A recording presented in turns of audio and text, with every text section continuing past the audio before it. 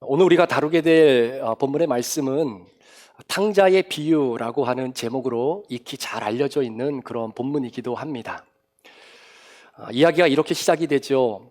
한 아버지 아래에 두 아들이 있었습니다. 그런데 둘째 아들이 하루는 아버지에게 찾아와서 자신에게 할당되어질 그 유산을 미리 달라라고 이야기를 합니다. 결국 아버지는 그 둘째 아들에게 해당되는 그 유산을 할당을 하고 난 이후에 이 둘째 아들은 지금까지 자신이 꿈꾸고 그려왔던 그 인생을 보란듯이 멋있게 한번 살아보고자 하는 마음을 가지고 세상으로 나아가게 되죠. 그런데 어떻습니까? 세상이라고 하는 공동체가 그렇게 내가 원하는 삶을 마음대로 살아갈 수 있도록 그렇게 녹록하지만은 않지 않습니까? 결과적으로 이 둘째 아들은 그 아버지의 모든 재산을 허랑방탕한 생활을 통해서 다 탕진을 하게 됩니다. 오늘 본문 말씀에 보니까 돼지가 먹고 있는 그런 쥐염 열매조차도 먹을 수 없을 만큼 인생의 밑바닥을 치는 그 순간 둘째 아들은 스스로 깨닫고 돌이켜 다시 아버지에게로 돌아오고 아버지는 그 아들을 두 팔 벌려 안아주었다라고 하는 맥락의 이야기입니다. 그래서 많은 목사님들은 이 본문의 말씀을 가지고 설교를 할 때 거의 대부분이 결론을 이렇게 맺을 때가 많습니다. 집을 나간 둘째 아들이 허랑방탕한 생활을 통해서 그 모든 재산을 탕진했지만 결국 회개하고 돌아와 아버지께로 왔을 때 아버지가 두 팔 벌려 안아주셨던 것처럼 우리 역시 죄 가운데 허덕이며 살아가고 있지만 그 죄를 하나님 앞에 회개하고 주님 앞으로 돌아가면 하나님께서 우리를 두 팔 벌려 안아주실 것일 뿐만 아니라 우리를 끝까지 기다리고 계시는 하나님의 사랑을 우리는 잊어서는 안 될 것입니다 라고 하는 맥락의 결론의 말씀이죠.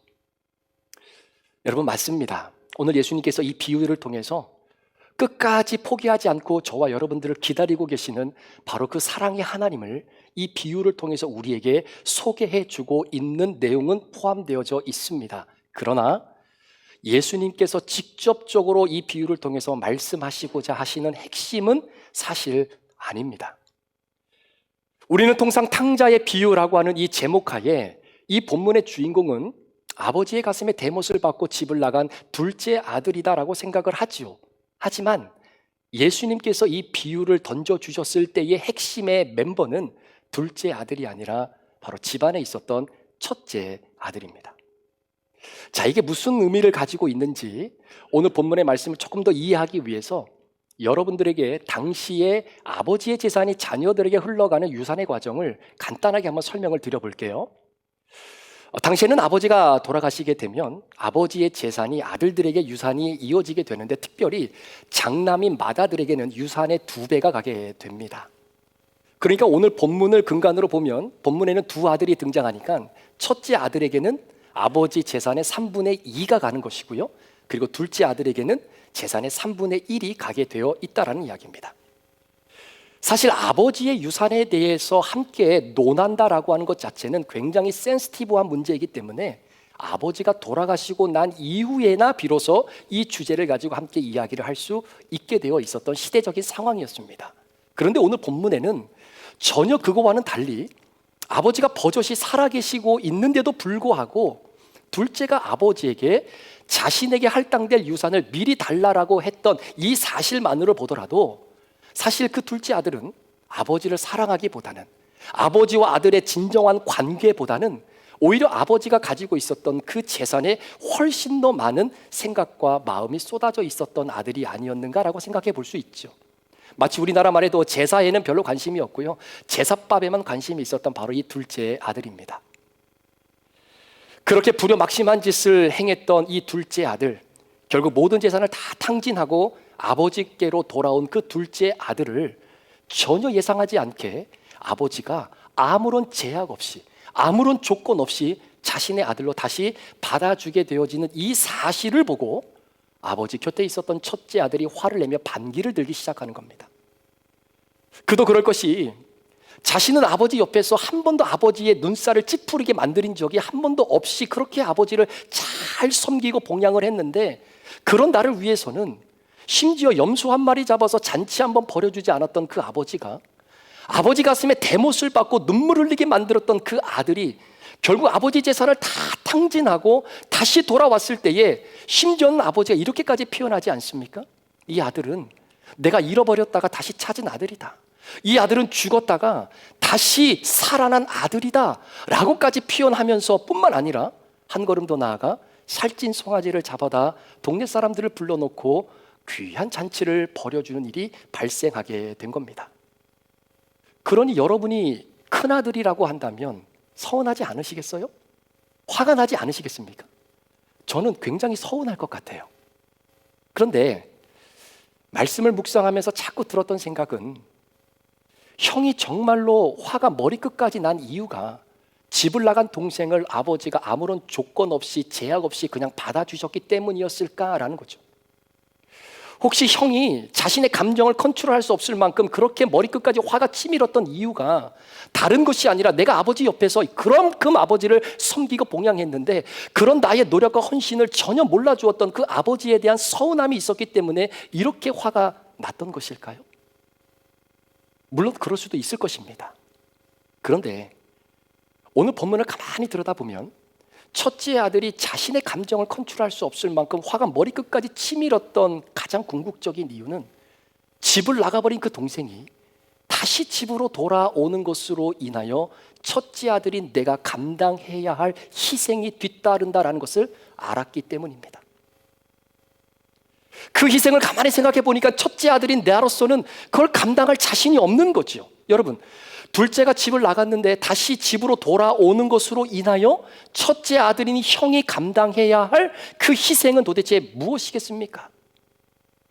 그것은 자신이 받을 아버지의 재산을 다시 동생이 돌아옴으로 인해서 동생과 다시 한번 나누어야 된다라고 하는 바로 그 희생이었습니다. 여러분 그렇잖아요?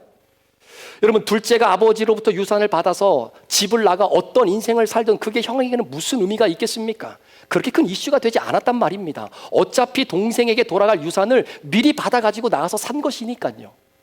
그런데 문제는 그렇게 아버지를 힘들게 하고 나갔던 동생이 안 돌아오면 좋았을 텐데 그 동생이 다시 집으로 돌아왔고 집안의 품꾼으로 받은 것이 아니라 내 아들로 받아줬다라고 하는 사실 때문에 아버지에게 남아 있었던 내 재산 3분의 1을 다시 아들과 동생과 3분의 2, 3분의 1로 또 나누어야 되는 일들이 벌어지게 된 상황입니다.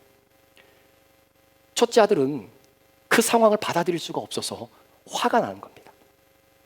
어떻게 보면 첫째가 아버지의 말씀에 순종하고 아버지의 마음을 잘 이해하게끔 살아갔던 것도 아버지에 대한 사랑과 관심보다는 혹시 아버지가 갖고 있었던 재산에 더 많은 관심이 있었기 때문이 아니었겠습니까? 그래서 오늘 본문은 돌아온 탕자라고 하는 이름을 붙이기보다는 오히려 잃어버린 두 아들의 비유라고 이 제목에 이름을 붙이는 것이 훨씬 더 아마 걸맞겠다라는 생각이 듭니다.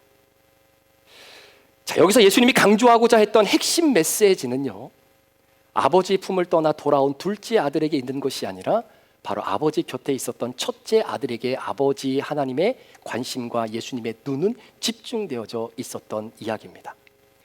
자, 오늘 말씀을 통해서 예수님이 말씀하시고자 했던 핵심이 있습니다. 그 핵심을 우리가 좀 이해하기 위해서 당시 예수님께서 이 비유를 던져주셨을 때의 그 문맥적 정황이 어떠했는지를 우리가 잘 알아야 됩니다. 그런 의미에서 우리가 문맥을 파악하는 데 있어서 굉장히 중요한 단서 하나를 오늘 성경이 우리에게 전해주고 있는데 그것이 누가복음 15장 1절과 2절에 있는 말씀입니다. 한번 보실까요? 모든 세리와 죄인들이 이 말씀을 들으러 가까이 나오니 바리새인과 서기관들이 수군거려 이르되 이 사람이 죄인을 영접하고 음식을 같이 먹는다 하더라 라고 하는 말씀입니다.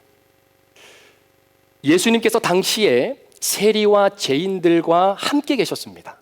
이들은 예수님의 말씀을 귀담아 듣기 위해서 예수님 앞으로 더 가까이 나왔던 사람들입니다. 이때 이 모든 상황을 마치 짝다리를 짚고 손을 포개고 마치 냉소적인 날카로운 태도로 이 모든 모습을 바라보고 있었던 한 무리들이 있었죠. 그것이 바로 서기관과 바리새인들이었습니다. 그 서기관과 바리새인들을 향해서 예수님께서 던져주고 싶으셨던 핵심적인 메시지가 있었습니다. 그 메시지를 전하기 위해서 소위 누가복음 15장에 나와 있는 세 가지의 비유, 잃어버린 양, 잃어버린 동전, 그리고 잃어버린 아들에 대한 비유를 예수님이 던져주신 겁니다. 사실 잃어버린 동전에 대한 비유, 잃어버린 양에 대한 비유는 바로 세 번째 비유인 잃어버린 아들에 대한 이야기를 하기 위한 밑작업이었다라고 여러분들이 생각하시면 됩니다. 여러분, 예수님이 말씀하신 이 세 가지의 비유 가운데요, 첫 번째, 두 번째 비유에서는 내가 소중하게 여겼던 것을 잃어버렸습니다. 그런데 그 소중하게 여겼던 잃어버린 것을 어떻게든 찾아야 되겠다라고 하는 찾는 적극적인 주체가 첫 번째, 두 번째 비유에는 등장합니다.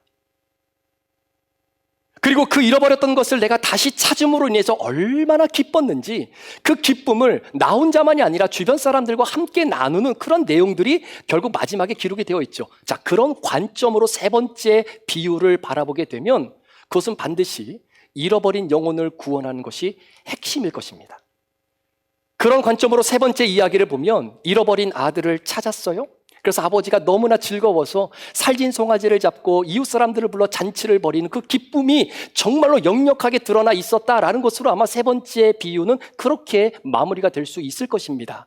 그런데 여러분, 아이러니컬하게도요, 첫 번째, 두 번째와는 달리 세 번째 비유에는 내가 그렇게 소중하게 여겼던 것을 잃어버렸음에도 불구하고 그 잃어버린 것을 적극적으로 찾아 나서는 주체가 세 번째 비유에는 등장하고 있지 않다라는 것입니다. 그러니까 한번 보세요. 처음 두 이야기에서는 잃어버린 것을 적극적으로 찾아 나서는 주체가 있습니다. 그런데 세 번째 비유에서는 잃어버린 대상을 내가 적극적으로 찾고자 하는 그 대상이 없다라는 거예요. 그러니까 예수님께서 이 세 번째 비유를 통해서 말하고자 하는 핵심은 무엇이냐면, 첫 번째, 두 번째 비유처럼 내가 소중하게 여기는 것을 잃어버렸다면 그 잃어버린 것을 찾는 주체가 있어야 되는데 세 번째 비유에서는 없다라고 하는 것은 말 그대로 잃어버린 내 아들을 찾고자 하는 적극적인 주체가 있어야 된다라고 하는 이야기를 하고 있는 겁니다. 자, 그렇다면 그 적극적으로 잃어버린 동생을 찾아 나서야 할 주체가 누가 되겠느냐라는 거죠.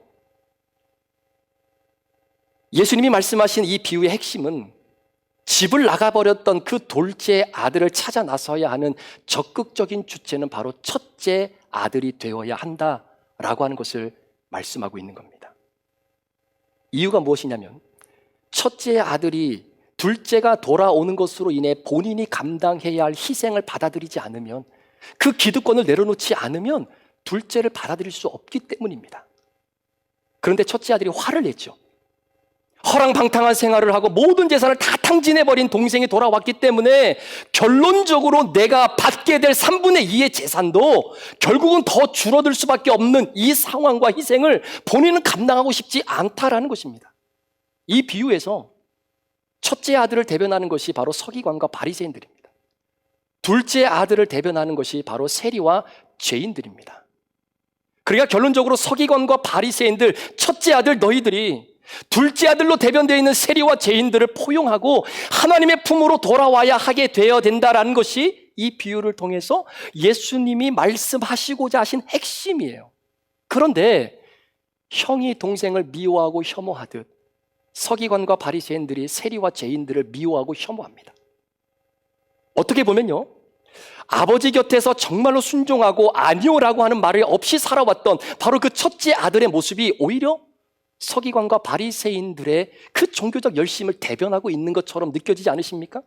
그러니까 서기관과 바리새인들의 눈에는 세리들과 죄인들에게는 구원이라는 것이 임할 수 없고 임해서도 안 된다라고 생각을 하고 있었던 것입니다. 종교적인 열심을 가지고 아버지의 눈살 한번 찌푸리지 않게 만들었던 자신들의 그 올바른, 바로 그 바른 생활맨과 같은 신앙의 기준을 가지고 세리와 죄인들을 보니 그들은 하나님의 거룩한 구원을 누릴 만한 자격이 되지 않는 사람들이다라고 바라보는 것이죠. 하지만 예수님은 오히려 죄인들과 세리들과 함께 먹고 그들과 함께 지내면서 하나님 나라의 말씀을 선포하셨습니다. 그러니 서기관과 바리새인들의 눈에는 그런 사람들과 함께 있는 예수님의 모습이 얼마나 꼴사납게 보였겠어요? 그러니까 어떻게든 예수를 잡아 죽이려고 하는 겁니다. 하나님 아버지를 아는 첫째 아들이 하나님 아버지를 모르는 둘째 아들을 찾아 나서야 하지만 그렇게 하지 않습니다. 그렇게 따지고 보면 첫째 아들도 진짜 내가 아버지를 사랑하고 존경해서 아버지를 섬겼다라기보다는 그 아버지로부터 떨어지는 부산물, 그 명예, 그 물질, 바로 그것을 더 원했기 때문이 아니었겠습니까? 결국 첫째 아들도 아버지를 제대로 몰랐습니다. 그런 의미에서 첫째 아들이 굉장히 위험합니다. 본인은 아버지를 너무나 잘 알고 있다라는 착각 속에 살아가고 있기 때문입니다. 이 비유를 통해서 첫째 아들이 아버지가 동생을 위해서 배설한 잔치 안에 첫째 아들이 들어왔는지 들어오지 않았는지 성경은 우리에게 말하고 있지는 않습니다. 만약에 이 비유가 여기서 끝나버리게 된다면 우리는 굉장히 소망 없는 사람이 돼버리는 거죠. 그러나 우리에게는 진정한 맏형이 있습니다. 우리에게는 정말로 돌이킬 수 없는 형님 한 분이 계십니다. 바로 우리 예수님이시죠.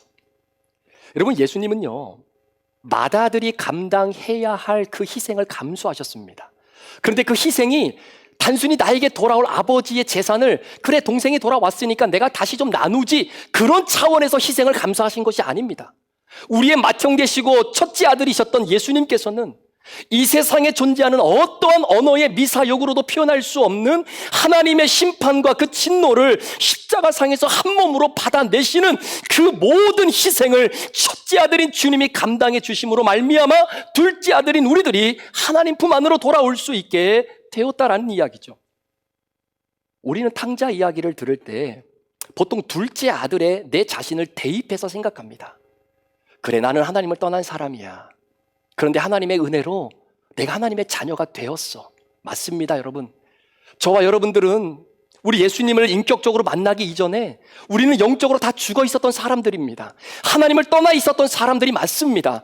그런데 전적인 하나님의 은혜로 인하여 우리가 하나님의 자녀가 된 것을 믿습니다. 그런데 여러분, 우리가 둘째 아들이 되었기 때문에 하나님의 진정한 아들이 아니라 그 순간 우리는 첫째 아들이 되어져 버린다라는 이야기예요. 첫째 아들은 주일 예배도 안 빠집니다. 헌금도 11조도 감사헌금도 성경헌금도 최선을 다해야 합니다. 교회 안에서 이루어지는 여러 가지 사역에 동참하면서 하나님을 향한 그 열정을 교회 사역에 쏟아 놓습니다.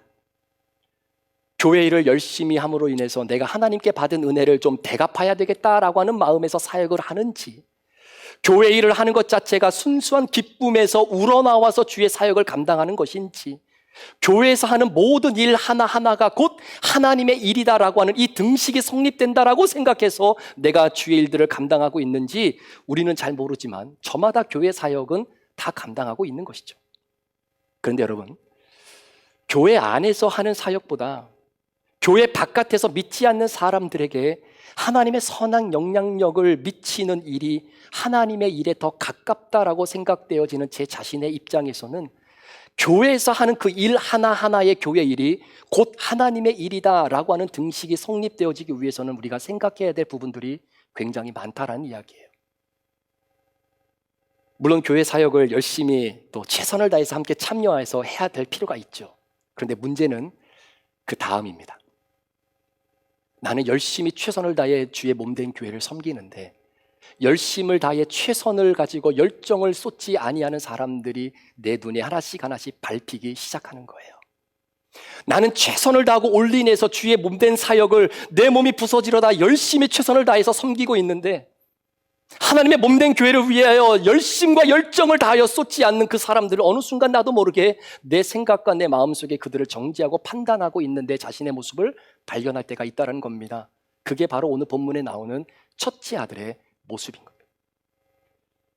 다른 사람을 정죄해서는 안 됩니다. 그 사람이 구원 받았는지 안 받았는지 우리는 알 수 없지만 하나님만이 아시는 겁니다 라고 하는 이 모범 답안은 성경 공부 때는 자신 있게 말할 수 있습니다. 하지만 여러분 진짜 동의하십니까? 동의한다고 말을 하고도 남을 비난하고 정죄하려고 하는 마음이 생길 때 그 마음을 바로 차단하고 상대를 미워하는 감정을 멈추실 수 있으시나요? 아니 어떻게 하나님을 믿는 사람이 저렇게 요령을 피울 수가 있지?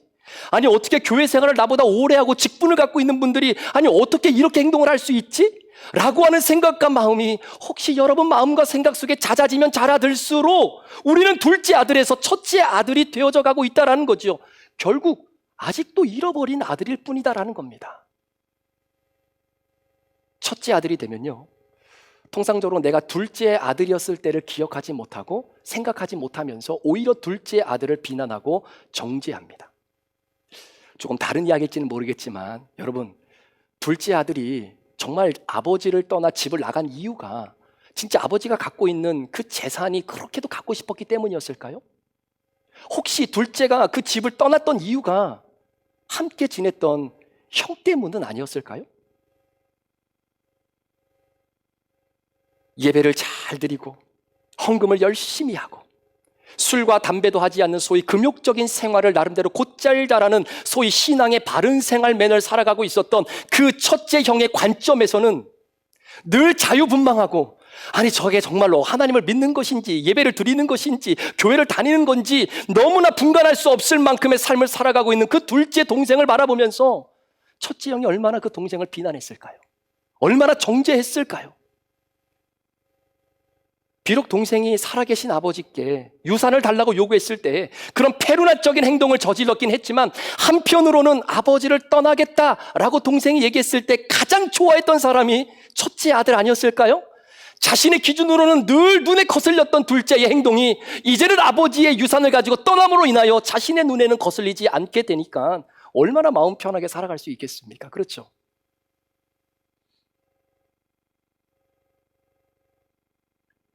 그런데 진심으로 첫째가 아버지를 사랑했다면, 진심으로 동생을 사랑했다면, 동생이 페루나적인 행동을 하는 그 동생을 형은 어떻게든 타일러서라도 아버지 곁에 머물러 있게 했어야 되는 겁니다.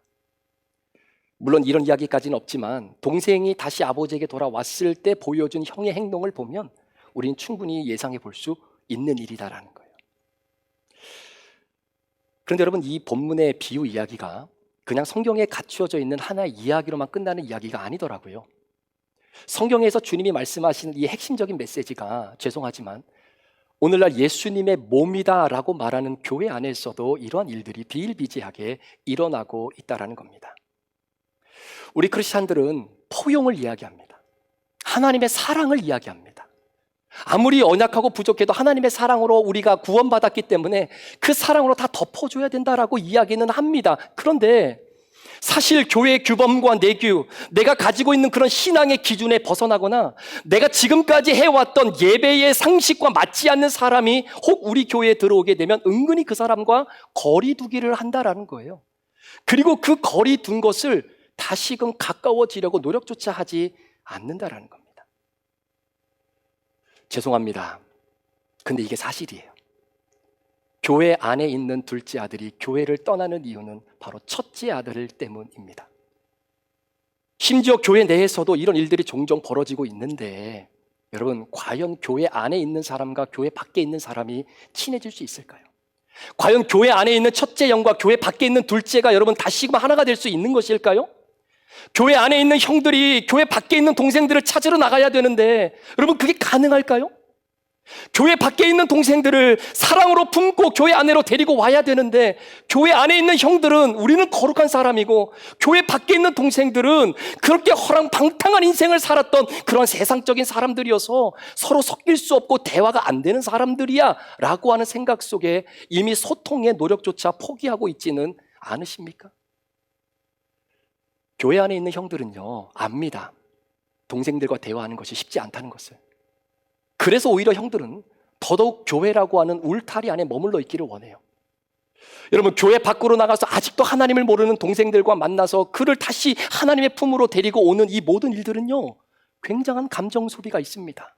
에너지도 많이 쏟아야 되고요, 시간도 기다려야 되고요, 물질과 마음과 열정을 쏟아야 되는 겁니다. 그런데 형들이 생각했을 때는 그렇게 하는 것보다 오히려 교회 안에서 믿는 사람들끼리, 마음이 통하는 사람들끼리 교회의 여러 가지 사역들을 함께 감당하는 것이 훨씬 더 쉽다라고 생각을 한다는 거예요.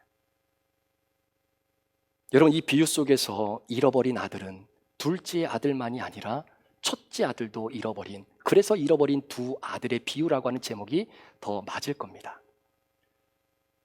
자, 그렇다면 이 비유의 말씀을 통해서 오늘 말씀을 받고 있는 저와 여러분들에게 우리 주님이 던져주시는 도전의 핵심 메시지는 무엇일까요?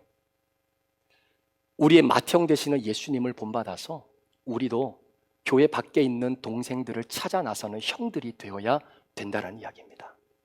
그래서 오늘 본문 말씀의 성경의 오늘 제목을 그렇게 잡은 겁니다. 세상을 그리스도께로 연결하는 교회인 우리 브릿지 가족 여러분, 여러분들에게 있어서 세상은 혹시 누구입니까? 세상이라고 하는 이 단어 자체가 굉장히 광범위하게 느껴져서 나와는 별로 상관이 없겠지라고 생각하시면서 혹시 신경조차 쓰지 않고 살아가고 계시는 것은 아니시죠?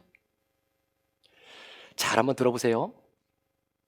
우리에게 있어서 세상은 예수 그리스도를 믿지 않고 살아가는 불신자들이 우리가 바라보는 세상입니다.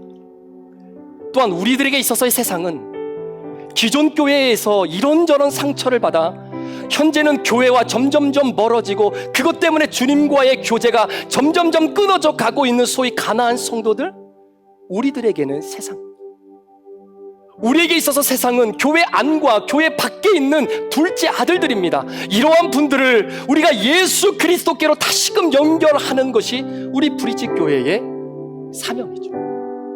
우리가 나아갈 목표이기도 합니다. 여러분 생각해 보셨습니까? 왜 사람들이 예수를 믿지 않을까요? 왜 사람들에게 교회 가자고 하면 즐거운 얼굴보다는 눈살을 찌푸리는 이유가 무엇일까요? 왜 기존의 교회를 다녔던 성도들이 무슨 이유 때문에 교회에서 상처를 받아 이제는 교회를 등지고 주님과 점점 멀어지는 그 이유가 도대체 무엇 때문일까 생각해 보셨습니까? 우리는 그 이유를 잘 파악해서 기존 교회와는 다른 교회의 모습을 보여줄 수 있어야 됩니다. 그래야 둘째를 찾으러 나가는 첫째가 될 수 있기 때문입니다. 기존에 상처받은 그 문제로 동일하게 우리 브릿지 교회가 그분들에게 동일한 상처를 던져준다면 우리는 여전히 잃어버린 첫째 아들의 자리를 벗어나지 못하는 겁니다. 오늘 말씀을 마무리하면서 주님이 여러분들에게 이렇게 한번 질문을 하신다면 여러분 뭐라고 대답하시겠어요? 우리 사랑하는 브릿지 교회 성도들아, 너는 둘째 아들이니 아니면 첫째 아들이니? 그때 여러분 뭐라고 대답하시겠습니까? 소망하며 기도하기는 주님 앞에 이렇게 고백할 수 있는 우리 모두가 되었으면 좋겠습니다. 주님, 잃어버린 둘째 동생을 찾아 나서는 첫째 형이 되겠습니다. 잃어버린 둘째를 오늘도 적극적으로 찾아 나서는 바로 그 형이 제가 되겠습니다. 그러려면요, 첫째가 포기해야 할 기득권이 있습니다. 첫째가 감당해야 할 그러한 아픔이 있습니다.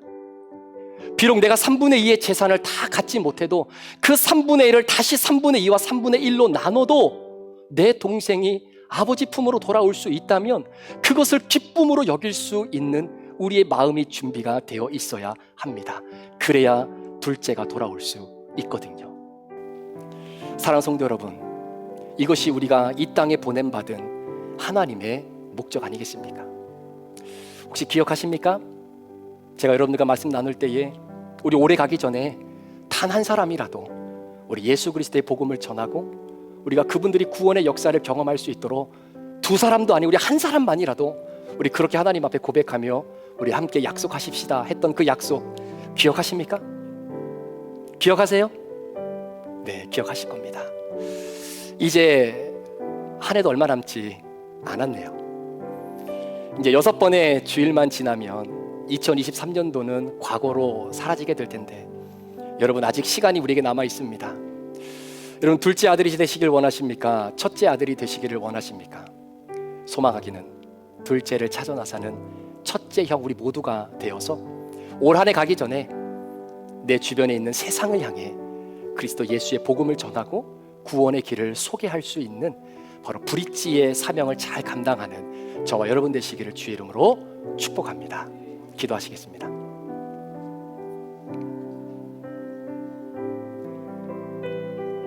우리 말씀을 기억하시면서 잠시 주님 앞에 결단했으면 좋겠습니다. 오늘 우리 장영선 집사님께서 대표 기도하실 때 그런 마음으로 기도를 해주셨어요.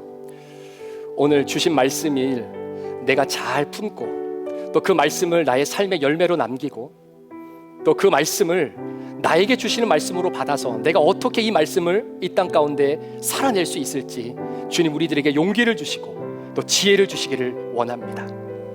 여러분들에게 있어서의 세상이 누구인지 주님께 여쭤보시고 생각나게 하시는 그분을 위해 기도하십시오. 그리고 너무 교회 안에서의 사역에만 몰두하지 마시고 여러분 자꾸 밖으로 나가셔야 됩니다. 나가셔서 잃어버린 둘째를 찾아야 돼요. 그게 첫째가 해야 할 일입니다. 그 사명을 잘 감당할 수 있도록 주님 우리 교회를, 나를, 우리 브릿지를, 하나님 우리 소그룹을 축복해 주시옵소서. 우리 그런 마음으로 함께 말씀 기억하시면서 주님 앞에 결단하며 우리 잠시 한번 기도하는 시간 갖겠습니다. 기도합니다. 하나님 아버지 감사합니다. 이 시간도 하나님 은혜 가운데에 우리 사랑하는 귀한 성도들과 함께 말씀을 나누었습니다.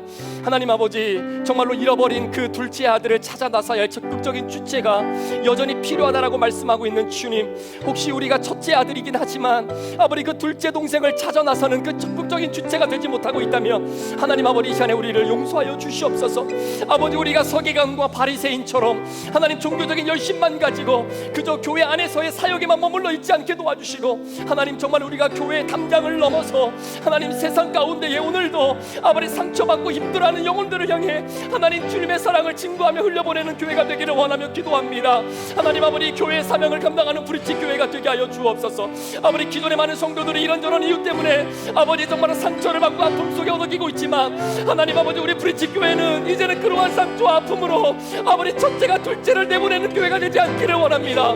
하나님, 내가 둘째 아들이고 이제는 첫째 아들이 되었는데 아버지 하나님이여, 내가 둘째 아들이었을 때를 기억하게 하시고 아버지 둘째 아들들을 포함하고 포용하고 사랑하고 함께 연합되어져서 아버지의 마음을 기쁘게 해드리는 첫째 아들 되어줄 수 있도록 우리 하나님 인도하여 주시옵소서. 이 믿음의 고백을 가지고 하나님 앞에 찬양할 때에 주님의 영광이 이 교회 안이 아니라 우리의 삶의 연장이 아름답게 드러날 수 있도록 하나님 도와주시옵소서. 내 눈 주의 영광을 보내, 내 눈 주의 영광을 보내, 우리 가운데 계신 주님, 그 빛난 영광